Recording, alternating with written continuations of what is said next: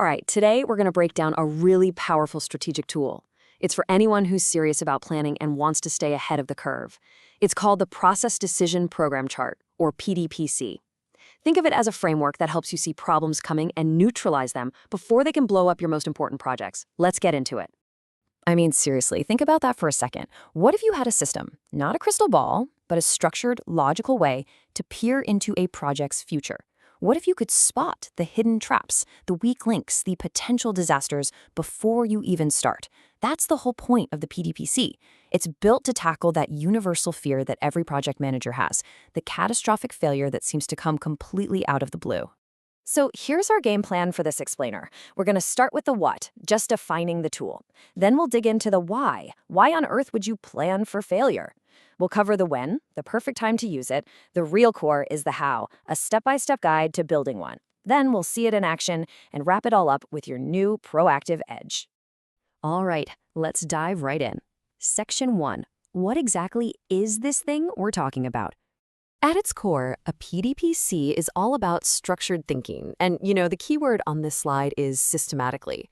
This is not some casual back-of-the-napkin what-if session. No, it's a rigorous, methodical way to map out a process and then, just as rigorously, map out all the ways it could fall apart. It forces you and your team to get past that optimistic, best-case scenario thinking and really face reality. In this slide, this nails the dual personality of the PDPC perfectly. See, on the one hand, you're charting the path to success, the ideal way things should go. But on the other hand, you're charting the path of what could go wrong. The PDPC is unique because it makes you do both at the same time. For every single step you plan, you're also actively looking for how that step could fail. And it's really important to get this. This isn't some new, trendy idea. The PDPC is one of the classic 7 management tools, right up there with things like flowcharts and cause and effect diagrams. What that means is it's been battle-tested in some of the most complex, high-stakes environments for decades. It has proven its worth time and time again. Okay, so that's what it is. But this brings up a pretty fundamental question, right? In a business culture that's all about success, why should we spend valuable time and brain power methodically planning for things to go wrong? Well, this one sentence says it all. This is the entire business case right here. You invest a little time upfront in a PDP because the alternative, letting things fail, is way, way more expensive. And we're not just talking about money. We're talking about the cost of a missed product launch, a system going down, damage to your brand, losing a customer's trust. Think of the PDP as an insurance policy against those kinds of catastrophic costs. Now, like any powerful tool, you don't use it for everything. You wouldn't use a sledgehammer to crack a nut. So the key is knowing exactly when to pull this out of your toolbox to get the biggest bang for your buck. Let's pinpoint those moments. The source gives us 3 crystal clear triggers. First, when you're rolling out a brand new process. You're in uncharted territory, right? You have a lot of assumptions and not a lot of data. Perfect time for a PDPC. Second, for a large and complex project. Why? Because the more moving parts you have, the more things can break. And third, and this is the big one, when the cost of failure is just unacceptably high. If a project absolutely, positively cannot fail, then you absolutely, positively need a PDPC. Okay, let's get to the main event. The practical, step-by-step guide. How do you actually sit down and build one of these things from scratch? Let's break it down. Step 1, you've got to build the foundation. And it all starts with a simple tree diagram. At the very top, that's your main objective, what you're trying to achieve. Branching off of that, you have your main activities. And then branching off of those, you have the specific day-to-day tasks. This structure is crucial because it makes sure every little thing you do is tied back to the main goal. All right, foundation's built. Now the real work begins. This is where you switch your brain from planning for success to planning for failure.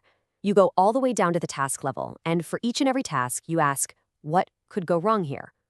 A great way to do this is a pre-mortem. You pretend the project has already failed miserably. Then you ask, okay, team, what happened? It's a great way to get people thinking critically. And at this stage, no idea is a bad idea. Get it all out on the table. So, after step 2, you probably have this huge, maybe even scary, list of potential problems. But you don't have infinite time or resources. So, step 3 is all about focus. You go through that list and you ask, honestly, what's the real likelihood of this happening?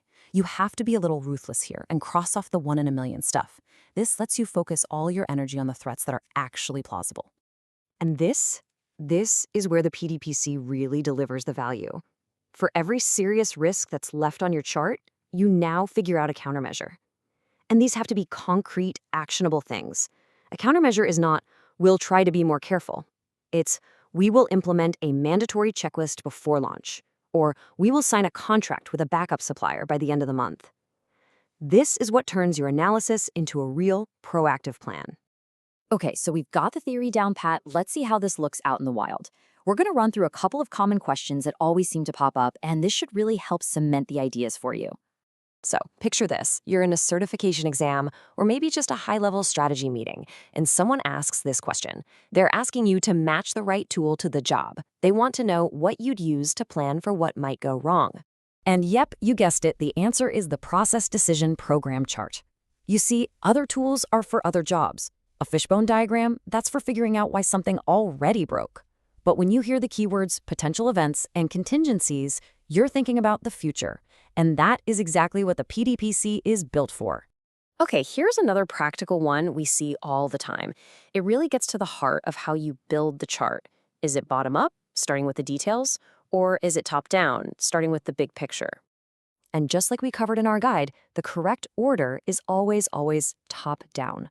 You have to start with the why. That's the objective. Then you figure out the what, the main activities. And only then do you get down to the how, the individual tasks. Following this order guarantees that everything you plan is strategically aligned with your ultimate goal. All right, let's bring this all home. When you boil it all down, what's the big idea? What does mastering a tool like the PDPC really do for you as a leader? And this is it. This is the whole game. See, anyone can be a firefighter, running around putting out crises after they've already started. That's reactive management. The PDPC is a tool for strategists. It lets you get ahead of the problems. It helps you anticipate where the fires might start and build the fire breaks into your plan from day one. It completely shifts your mindset from reactive to proactive, and that gives you a huge advantage. So I'll leave you with this one question to think about. In your own work, right now, what is that one project, that one process, that you are responsible for, that you absolutely, positively cannot afford to let fail? Whatever just popped into your head, that's where you start. That's your first candidate for a process decision program chart.